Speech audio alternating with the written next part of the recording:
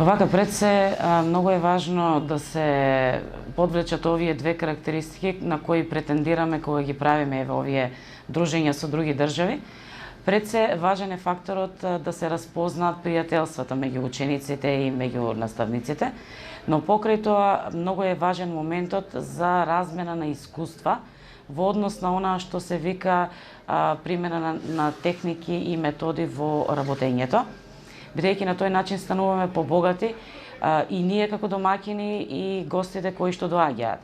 Бидејќи на тој начин изнаоѓаме начини како полесно да се презентираат одредени наставни материјали до самите ученици.